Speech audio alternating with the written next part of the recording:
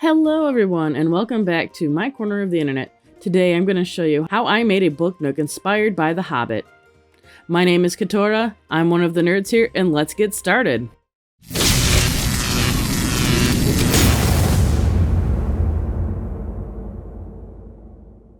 For everyone playing along at home, here's the material list of everything I used in this project.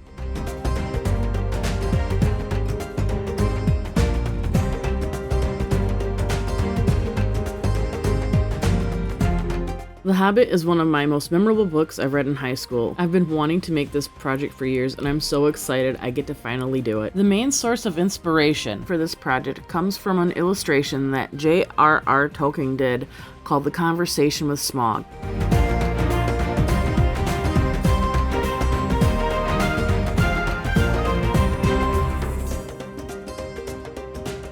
The foundation for the book nook is going to be out of pink insulation foam. I used a bandsaw to cut out the basic shape for this.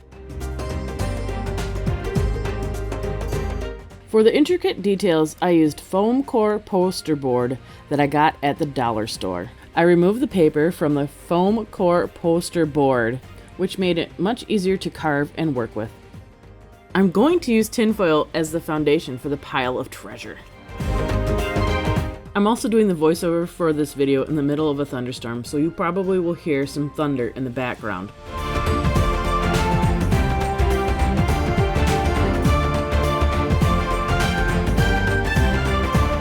With the basic structure figured out, I'm going to start working on some details, like the coins for the treasure pile.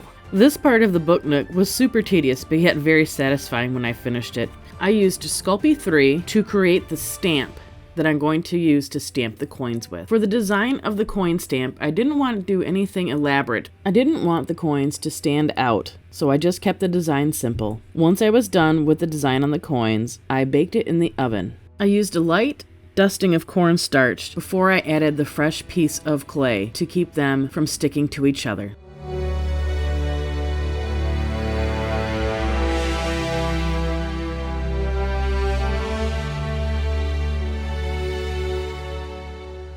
Six hours later, we're ready to add some paint on the coins. For the paint, I decided to go with several different shades of gold, a few copper coins, and some silver.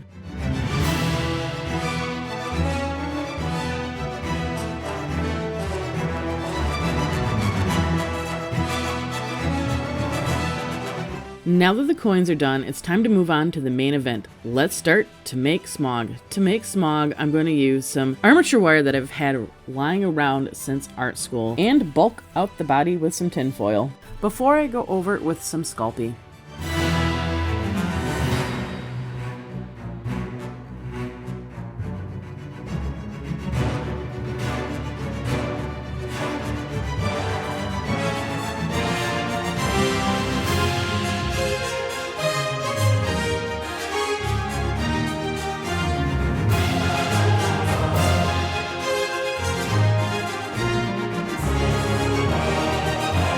This time around, I'm going to bake it in stages, in hopes that it will prevent breakage.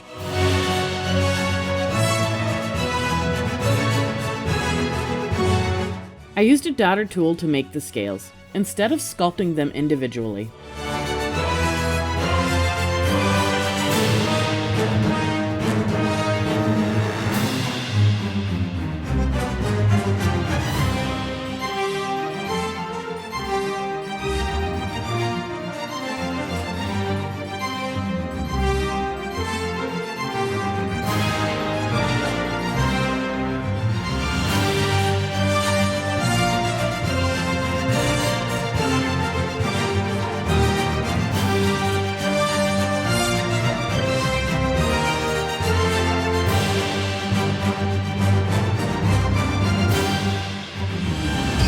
A little bit of isopropyl alcohol to wash away the fingerprints.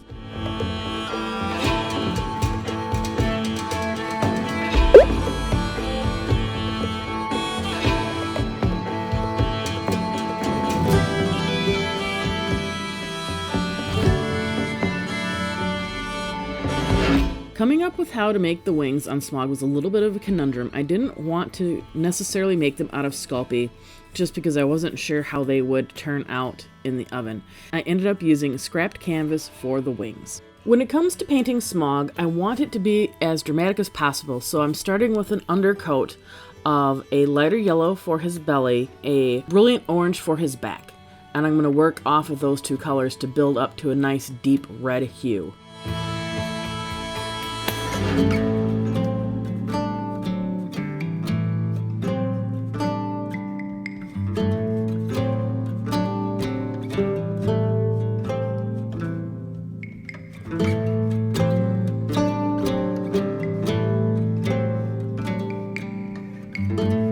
Are you enjoying this video? Could you do us a small favor and hit that like button and possibly subscribe if you aren't already? And if you are already, thank you so much for being a part of our channel and letting us share our crafts and cosplay with you. At the filming of this video, we are just 200 subscribers away from being able to monetize our channel. It would be our dream if we could get this channel to be self-sustainable.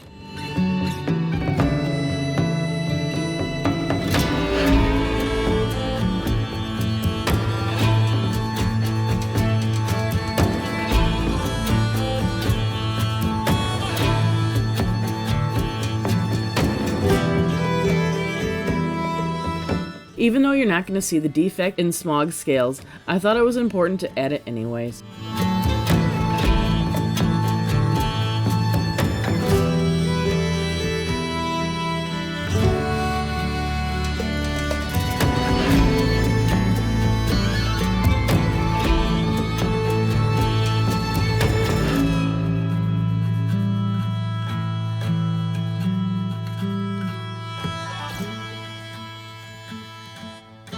For Smaug's treasure hoard, I started off with a tan, then I painted it with a brass paint. When I was making the coins, I knew I did not make enough coins to cover the whole entire treasure hoard. So I painted some coins onto the base to help blend the two together.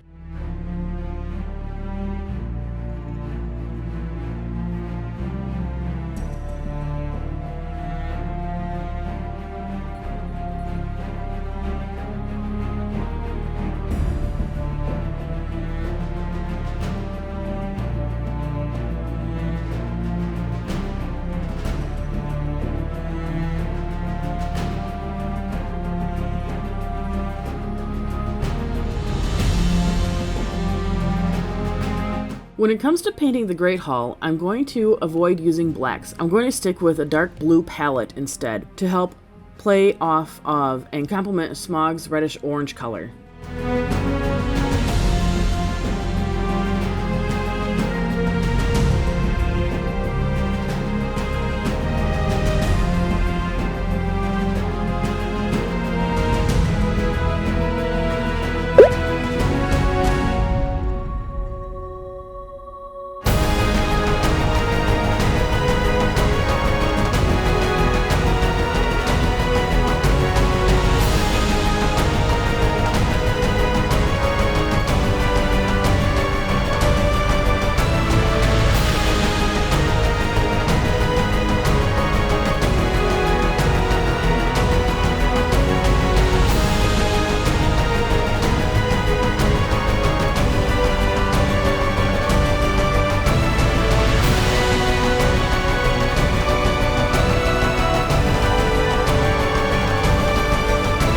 Off camera, I had Pat print some treasure chests and barrels for me. It is time to bring all the elements together and make one cohesive piece. I've been waiting for this moment for a long time.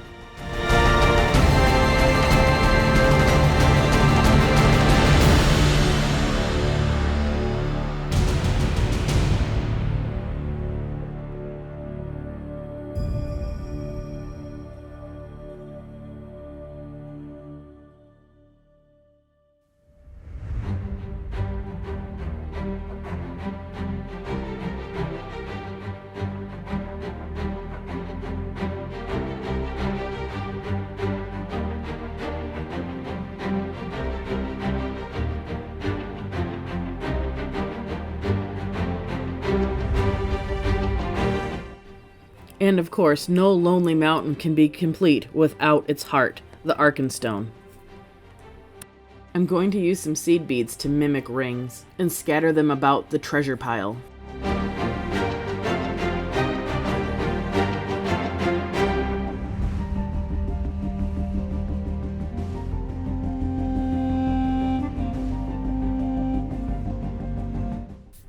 A little bit of hot glue to pull the rest of this together, and we are almost done. If you've made it to this point in the video, you are awesome.